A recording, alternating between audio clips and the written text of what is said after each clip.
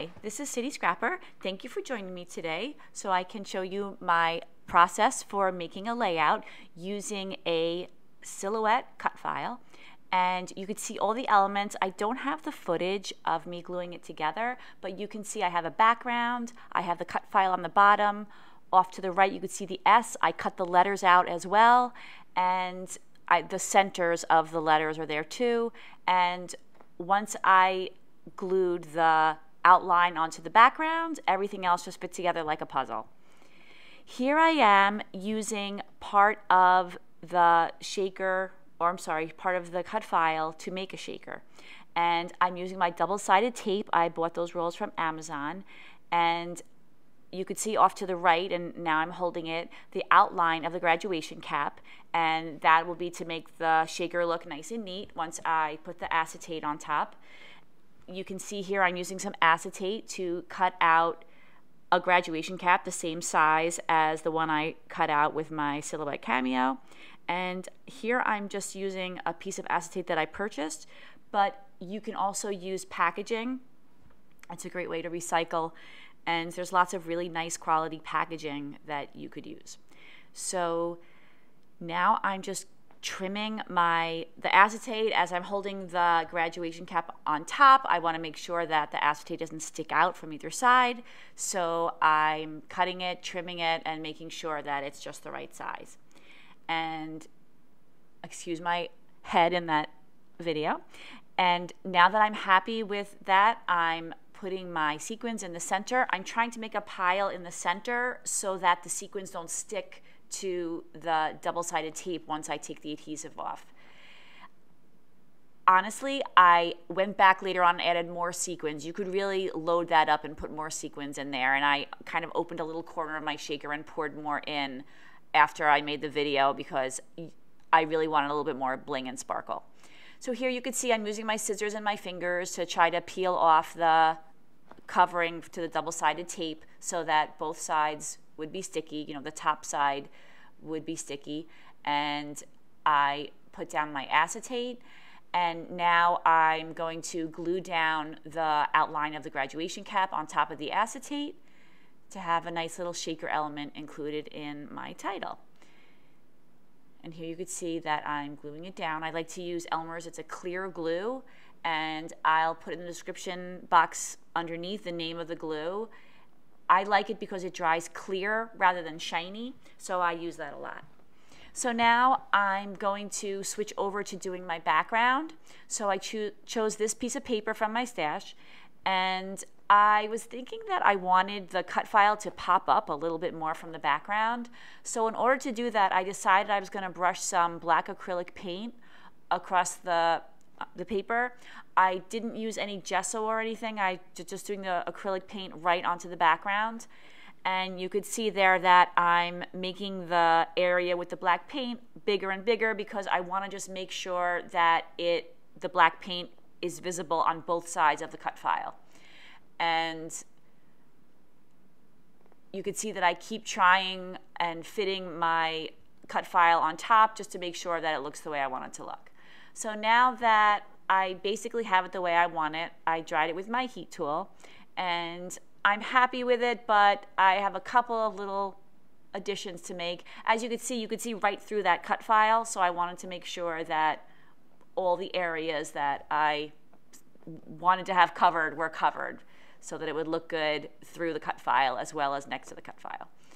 And now I'm using some black splatters. I have already prepared in my stash a little bottle with some watered down black acrylic paint, and I add a lot of splatters to my pages, and not only do I add a lot of splatters, but I add them and I go back and I add them again, and I tend to add them in layers, so it's really helpful for me to already have it pre-mixed and ready to go.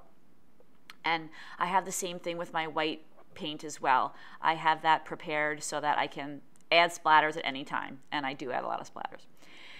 So now I'm getting my pictures ready. I have two 4x4 photos, and I mounted them on a piece of white, just plain white cardstock, and now I'm also backing it again on a piece of black cardstock, and I'm happy with the way those things fit together. but I was thinking that it would be kind of nice to have a black border. So I'm trying to figure out about how big I want it to be and about how much I want to trim off. So I'm bringing my trimmer over. I've been using this trimmer for years. I like it. It's a little large, so sometimes I cut things off camera and some things I'll bring the trimmer over. For this, I really wanted to make sure that I was trimming the same amount off of all the sides and that I still had room for my pictures at the bottom. So I made sure that that fit just perfectly there onto the black paper, positioning everything, and I was pretty happy with the way that came out. However, I thought I would add some more splatters. Here I am adding some Heidi Swapp Color Shine. I still have some left. And drying that off with my heat gun. The Color Shine takes a bit of time to dry.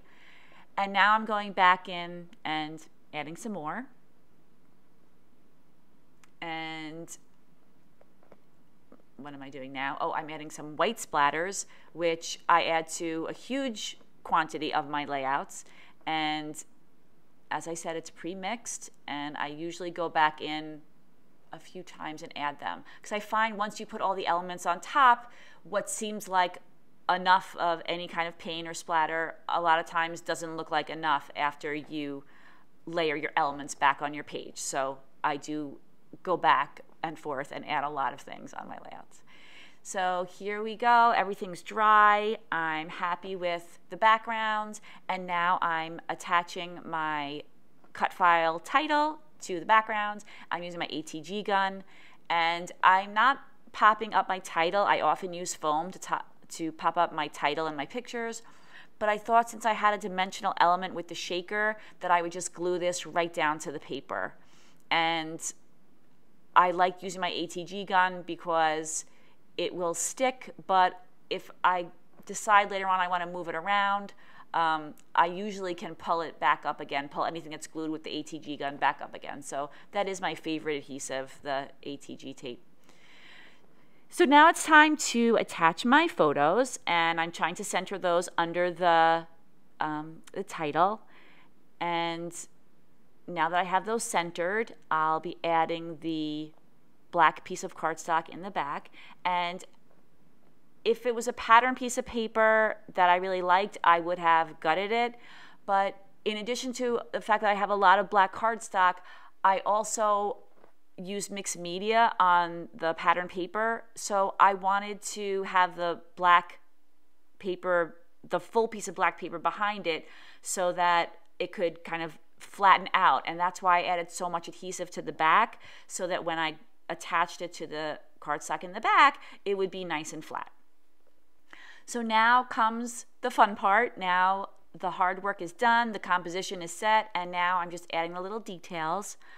I've decided to keep the color palette here black, white, gold, and by gold I have some of the metallic gold from the spray from the Heidi Swapp Color Shine, and I'm also using a yellowish gold from the embellishments. So you could see I'm adding some balloons and I'm adding some stars, and this is the time in a layout when it's just time to move things around, see how things look balanced, see where things can fit in nicely. So I'm just going into my stash of all my different graduation embellishments. You could see that I added a graduation cap there, and I move those stars around quite a few times to get them just where I want them. And that little chipboard diploma, I moved that around a few times, and I finally decided that I liked it right after that D, that it fit in pretty well right there. And here I am just continuing to move some things around. I love putting stars on graduation layouts. I also love those little confetti swirls. I have one on the right side of the page by the graduation cap, and I like those. They're very celebratory, so I like using those. I also added some, you could see I added some phrases that say like good job on the right, and there's another one up right underneath the C, so I added those as well. And now I'm adding the year to that little scroll that I just added on the bottom, and I used a small piece of paper and I'm sticking the numbers to that small piece of paper before I attach it. It helps me to be able to move everything around and get it attached in a way where everything is aligned. So I like to do that. And now I'm just going to add some chipboard. I was trying to think of something I could add on either side of the two photos, and I'm looking through this really old set of black and white chipboard and trying to see what I could add on either side. And I thought these parentheses were just perfect. They added a little more emphasis to the photos and just kind of finished off the layout. So here I am using my ATG gun to attach them and get them positioned the same distance from the photos on either side. And so yeah, now I'm just finishing up my layout. I'm happy with the way that came. And now here are the final photos. You could see some close-ups of the layout. And also, if you would like to check out my Instagram account, I'm City Scrapper at Instagram. And I would like to thank you so much for joining me today. Thank you for all your likes and for those of you who have subscribed. And I hope you'll consider subscribing to my channel if you haven't. Thank you so much. Bye-bye.